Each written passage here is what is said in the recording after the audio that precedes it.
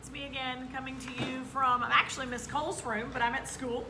I've been up here helping to hand out packets of printed materials for kids who don't have the internet.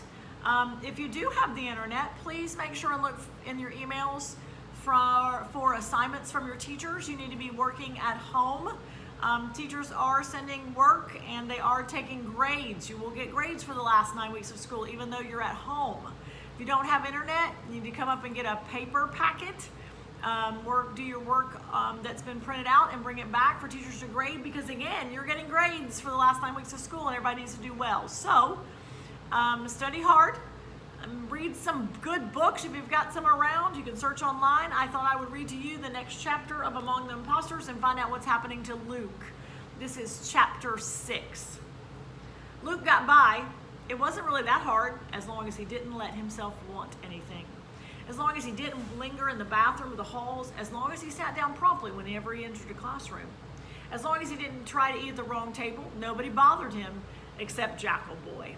And Jackal Boy's torture was bearable, even at its worst.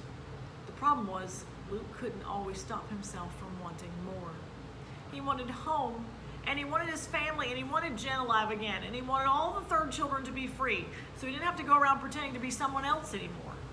Those were impossible dreams, little fantasies that he played with in his mind in the middle of the night when he couldn't sleep. The glow of those fantasies always made reality seem even bleaker in the morning. Bleak is when something looks really bad, okay? But everything else he wanted seemed impossible too. He wanted to be able to climb to bed each night without even looking at Jackal Boy, without saying, "I am the dumbest lecker alive" 100 times, without doing a single push-up, pull-up, sit-up, or toe touch. Once during a nightly session, he dared to mumble, "Leave me alone," to Jackal Boy. But when Luke looked up, Jackal Boy was laughing hysterically. Did you say what I thought you said?" He sputtered between laughs. "Leave me alone. Oh, that's a good one, you stupid Fonrel. You're gonna make me? Go ahead, make me." Jackal Boy had his fists up. A taunting grin smeared across his face. Behind him, their other roommates gathered, eager for a fight. Eager, it seemed, to help Jackal Boy pound every shred of courage out of Luke. Luke sized up the height and weight difference just between him and Jackal Boy. Never mind the rest of the boys. Nobody had to swing a single punch. Luke's courage was already gone. At least Jackal Boy tortured Luke only once a day. 3 times a day, in the cavernous dining hall, Luke longed for food that tasted good. Mouthing bitter greens and mealy bread, he dreamed of Mother's stew, her biscuits, her apple pie. He could remember the exact sound of her voice asking him want to lick the bowl whenever she made a cake, and then the taste of the sweet batter. He could remember every detail of the one time that he and Jen had made cookies together. They used special chips made of chocolate, and when the cookies were done and hot from the oven, the chips were melted and sweet on his tongue. He and Jen sat in the kitchen laughing and talking and eating cookie after cookie after cookie. That was one of the best visits he'd ever had with Jen. It was also one of the last. He tried to forget that, but he couldn't. He knew that if he sat down in the Hendricks dining hall and someone put a whole plate full of Jen's cookies in front of him, they'd taste every bit as bitter as the greens. He wouldn't be able to eat a bite. And Mother's biscuits, fun and fresh, if that were possible, would crumble in his mouth just like the mealy bread. Nothing could taste good when you ate alone in the midst of 100 boys who didn't even know your name, who didn't care. For Luke wanted a friend at Hendricks too. Sometimes he forced himself to stop daydreaming and start paying attention to the other boys. He wasn't brave enough to speak to them, but he thought if he listened, then someday he couldn't tell the boys apart. Maybe it had something to do with being in hiding all those years. He wasn't blind. He could tell that some of them had different colored hair, even slightly different colored skin. Some were taller, some were shorter, some were fatter, some were thinner. Some of them were older even than Luke's brothers. Others were a few years younger than Luke himself. But Luke could never fix any of them in his mind. Even Jackal Boy was unrecognizable outside of the room. Once he came up to Luke and said, "Ah, my servant, just when I need a pen, give me yours, kid." And Luke stared open-mouthed for so long that Jackal Boy just eased the pen out of Luke's hand and headed off, muttering, "Fine time to turn statue on me." Another time during breakfast, he overheard boys joking at a nearby table. "Oh, come on, Spence," one boy said to another. Luke stared. Spence, he repeated to himself, memorizing the boy's feature. That boy's name is Spence. Now I know who he is.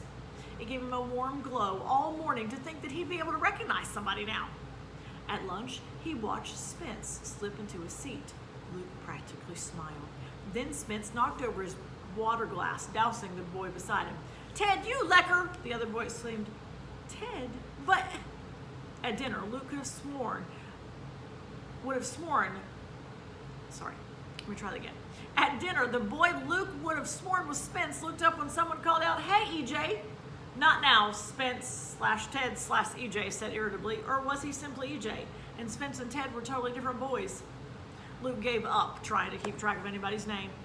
He thought he noticed other boys responding to multiple names too, but he could never be sure. Why was he so easily confused? It was like the halls of the school, which always seemed to double back on themselves. From one day to the next, Luke could rarely find his way to the same classroom twice. So it didn't matter that he was never sure which class he was supposed to be sitting in. He'd never be able to get to the right place anyhow. The teachers didn't seem to notice, Luke or anyone else. They'd occasionally point to a boy and declare, 2 demerits, but almost never call anyone by name. Luke wondered about sneaking up to his room during class time and reading a note from Jen's dad, since nobody cared where he was anyway. But the hall monitors guarded the stairs too. They guarded everything. So Luke reflected gloomily. The note that could save him was doomed to turn to lint in his pocket. And Luke was doomed to endlessly wander the halls of Hendrix, unnoticed, unknowing, unknown. In bed at night, Luke took to having imaginary conversations with his family, Jen's dad. His part was all apologies. I'm sorry, Mr. Talbot. You risked your life to get me a fake ID, and I wasn't worth it. I'm sorry, Jen. I'm not doing anything for the cause. I'm sorry, Mother.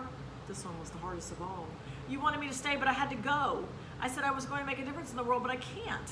I wanted to make sure there was enough food for everyone in the world so third children could be illegal again. But I can't even understand a word my teachers say, even the ones who are speaking my language. I'll never learn anything, and I'll never be able to help anyone. I'm sorry, Mother. I should have never left you. I wish, but Luke wished for so much. He couldn't go on. He was so busy longing for big, impossible changes, he never gave a thought to wanting anything smaller or more practical, like an open door. But that was what he got. And that's the end of chapter 6. I hope the next day or two I'll be able to send you chapter 7. We can find out what's happening with poor Luke. I feel so bad for him, I can't even imagine. Please do some work from your teachers. Stay safe, and I hope to see you soon. I miss you. Bye.